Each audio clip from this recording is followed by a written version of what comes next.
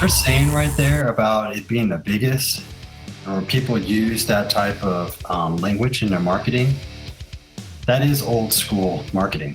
Because, okay, if back 20, probably 20, 30 years ago, really, there was very few commercial spots. It was like you either found a company on television or through the yellow pages.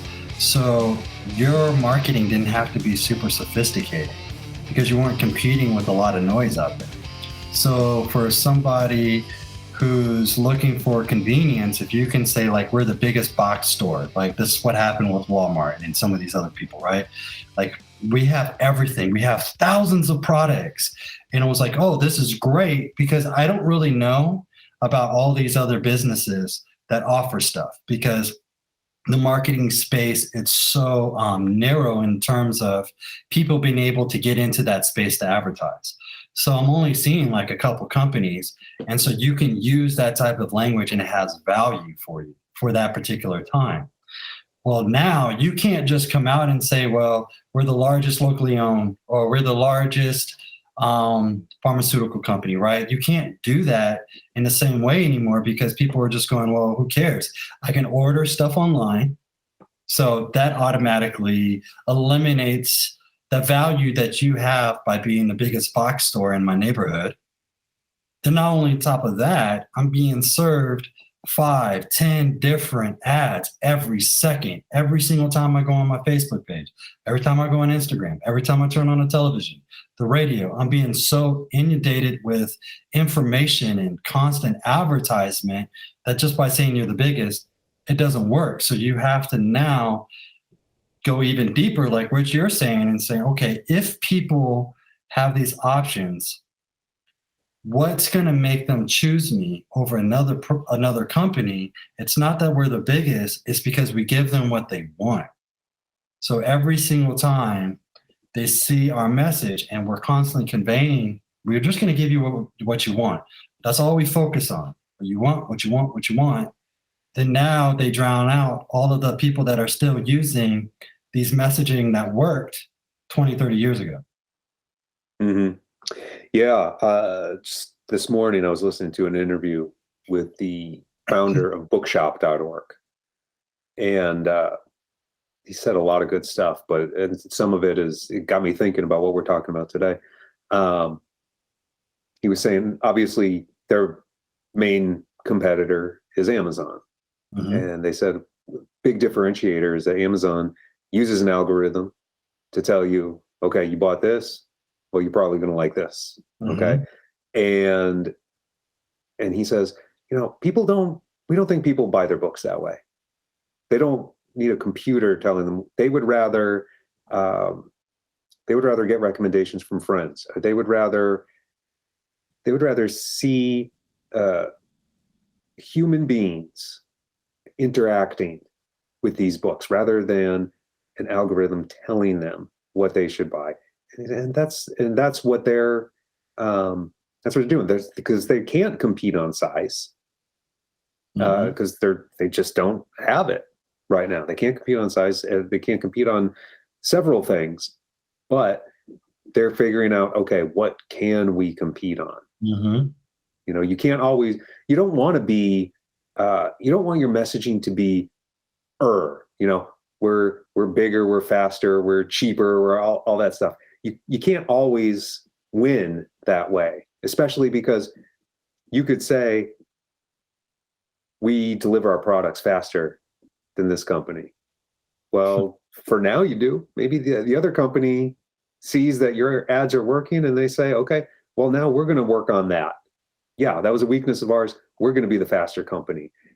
And then you're racing back and forth without really focusing on resonating with people and giving them a reason to say, you're both fast. Mm-hmm. And I don't really care which one is faster, because I've made my choice and this is my brand. Mm-hmm. What a lot of, we need to remember. Go ahead. No, I see what you're saying. Mm-hmm. That makes a lot of sense if we're looking at speed being important, but is that what the customer wants though? It's like, do they value speed or do they value quality? Do they value consistency? Because you might say like you're super fast, but maybe you're not consistent with it. And what they really care about is like I like this other brand over here because what's important for me is that when every time I order from them, in 2 days, it's always coming to my house. It's kind of like what Amazon Prime is all about. Like that's why that works really well because they did their due diligence. It's like in today's marketing, you have to be willing to do your homework. So you can't just go, you can, but if you want to have a successful marketing campaign, you need to research your customers and understand their behaviors and understand what's important to them. So if you go out and you think, well, I'm going to make the assumption that our customers care about speed. So what we're going to do is we're going to say that we're faster than everybody in our neighborhood. We're faster than every company in the world. And then all of a sudden you look at your numbers and you're like, I don't get why we're not getting sales. Why are we not increasing our revenue? It's because you based your entire campaign off of an assumption. Like, what was it about your business that people really enjoyed and what did they want more of? Yeah. You see what I'm saying? Yeah. Yeah. And I'm not saying faster is not going to work in every situation. They're all things being equal between two companies. Yeah, I'll take the one that's going to arrive at my door sooner. But you're right. Quality is going to come ahead of that. There have been times I buy something online and it says, oh, you can get it, within 2 days if you order now. I'm like, oh, okay, that's cool. I was okay with it coming in 5 days, but I'll take the speed. But I was there for a different reason. That's right. Whether it's the higher quality or just just because I like the brand better. Yeah. See, and that's what I was getting to. You first interacted with that brand not because of the speed. Mm-hmm. Now it helped. I think where people get confused is the benefits at the very end that can help sway the person into buying your product. So like for you at the very end, they gave you that extra benefit. It was like, oh, okay, they're going to be fast. Okay, cool. Like this wasn't important to me, but now that you offer it, well, I mean, I'm not going to turn it down. I mean, come on, I'm going to take this offer. This is a cool benefit. But what got you to go there was some other type of messaging that you wanted to hear. And then when you got to the website, everything lined up with that message. It was like, okay, everything that you said about your brand, I'm feeling that same experience when I came here. So you know what? I'm willing to now add this to the cart.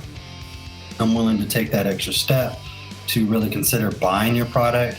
And then now at the very end, as I'm getting ready to make this purchase, they're being really strategic about making sure that we add in some additional benefits that's going to get this person to overcome their objections about pulling the trigger.